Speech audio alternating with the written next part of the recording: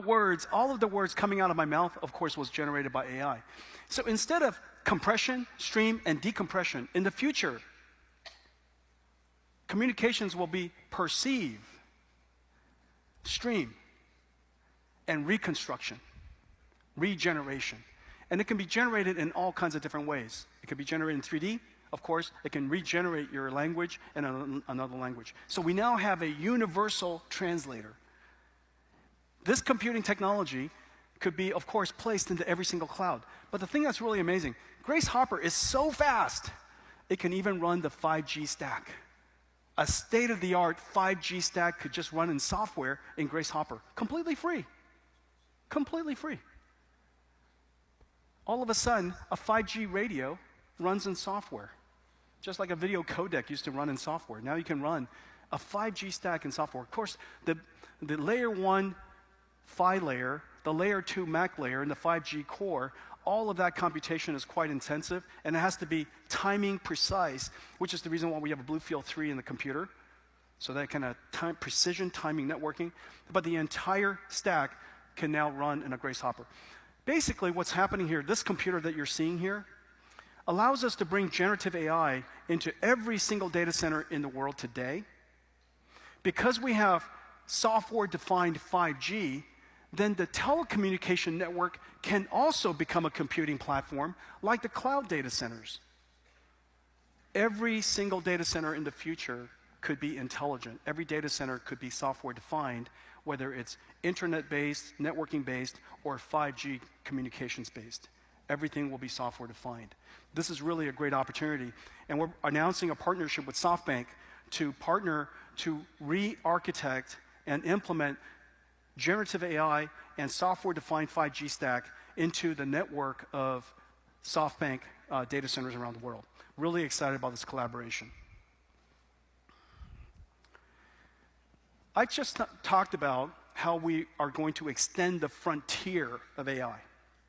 I talked about how we're going to scale out generative AI, to scale out generative AI, to advance generative AI. But the number of computers in the world is really quite magnificent.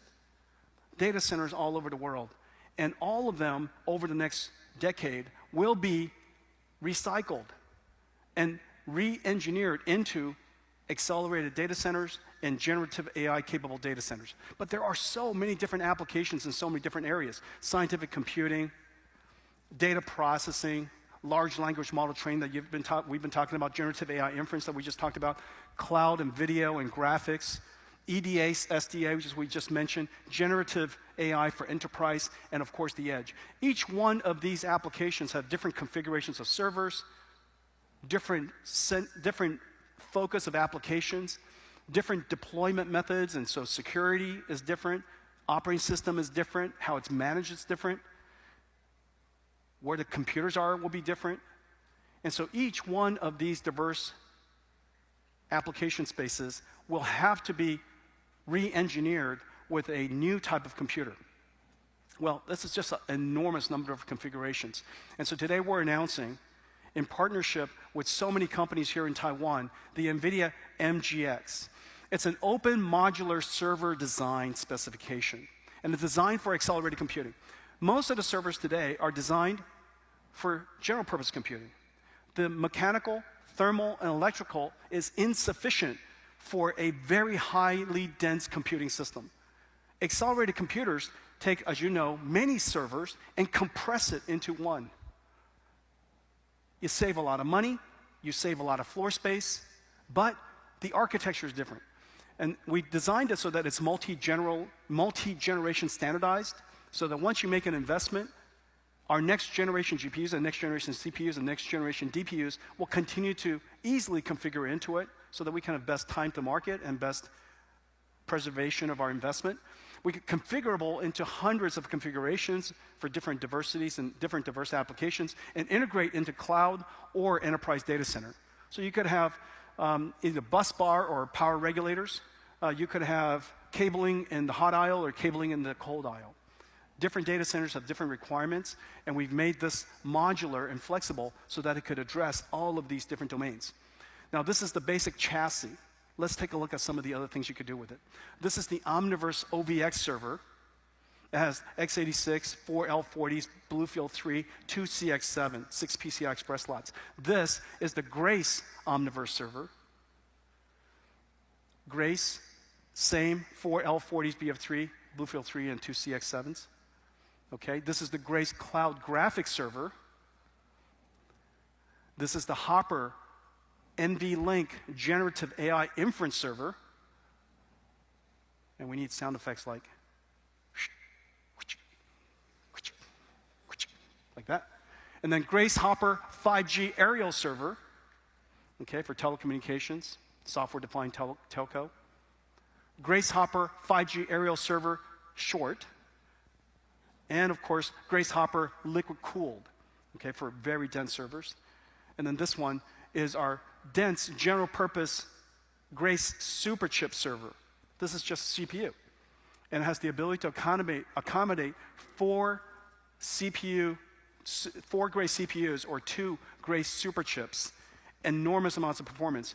And if your data center is power limited, this CPU has incredible capabilities. In a power limited environment, running PageRank, and there's all kinds of benchmarks you can run, but we ran PageRank in ISO performance. In ISO performance, Grace only consumes 580 watts for the whole server, versus the latest generation CPU servers, x86 servers, 1,090 watts. It's basically half the power at the same performance.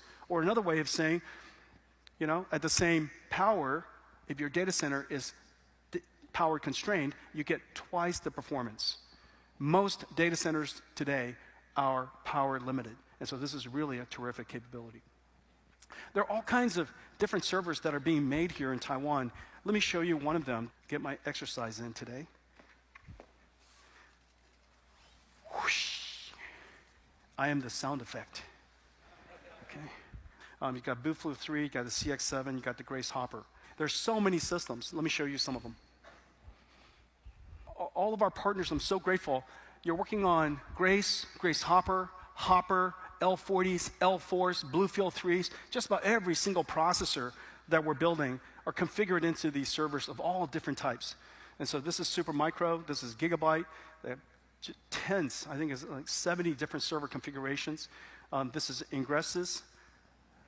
This is ASRock, Tyan, Wistron, Inventec. Just beautiful servers. Pegatron. We love servers. I love servers. They're beautiful. They're beautiful to me. QCT, ASUS, we win. ZT Systems. And this ZT system, what you're looking at here, is one of the pods of our Grace Hopper AI supercomputer. So I want to thank all of you. I want to thank all of you for your great support. Thank you.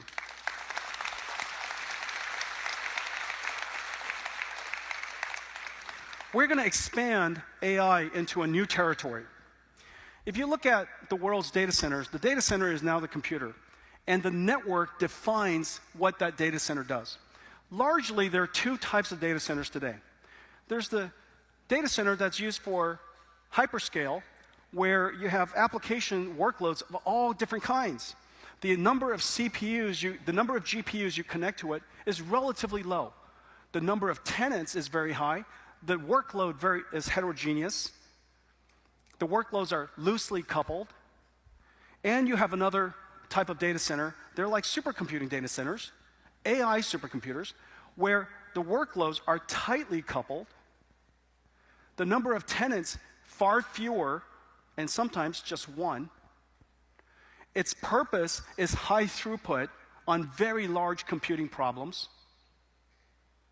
Okay? And it's basically a standalone. It's basically a standalone. And so supercomputing centers and AI supercomputers and the world's cloud, hyperscale cloud, are very different in nature. Ethernet is based on TCP. It's a lossy algorithm, and it's very resilient. And whenever there's a loss, packet loss, it retransmits. There's error correction that's done. It knows which one of the packets are lost and requests the sender to retransmit it. The ability for Ethernet to interconnect components of almost from anywhere is the reason why the world's internet was created.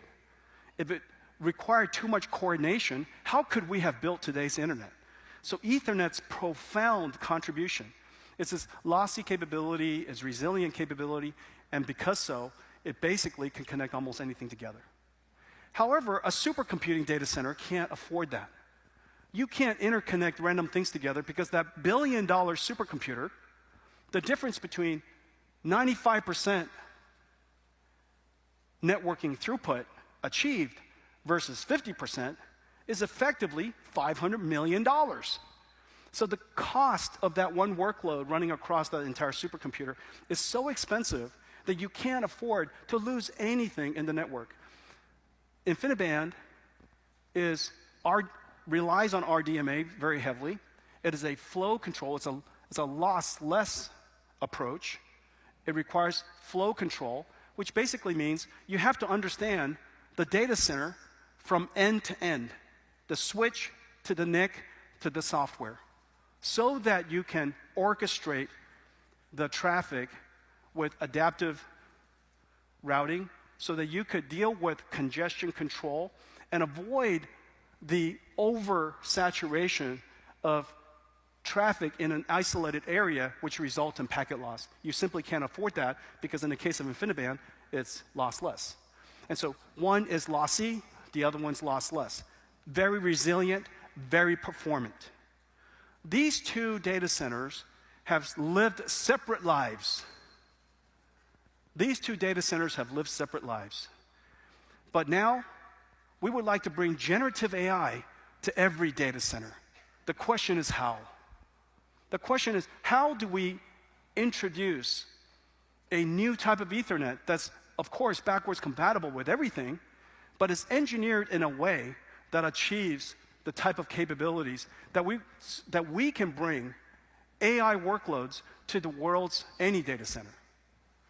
This is a really exciting journey. And at the core of this strategy is a brand new switch that we've made. This is the Spectrum 4 switch. And this switch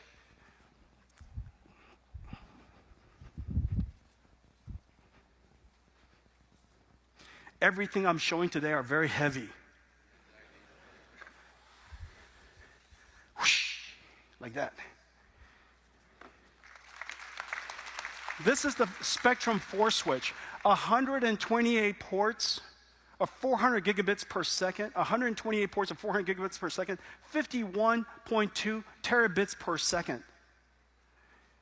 This is the chip.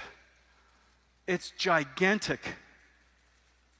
100 billion transistors, 90 millimeters by 90 millimeters, 800 balls on the bottom. This is a 500-watt chip. This switch is 2,800 watts. It's air-cooled. There are 48 PCBs that connect the switch together. 48 PCBs that build up the switch. And this switch is designed to, wait, punky out. Oh. This switch is designed to enable a new type of Ethernet. Remember what I said. InfiniBand is fundamentally different in the sense that we build InfiniBand from end to end so that we could do adaptive routing, so that we could do congestion control, so that we can isolate performance, so we could keep noisy neighbors apart, so that we could do in-fabric computing. All of these capabilities are simply not possible in a lossless approach of the internet and, of course, of Ethernet. And so the way that we do InfiniBand is design it from end to end. This is the way supercomputers are built. This is the way AI supercomputers are built. And we are going to do the same thing now for the very first time for Ethernet. We've been waiting for the critical part, and the critical part is the Spectrum 4 switch.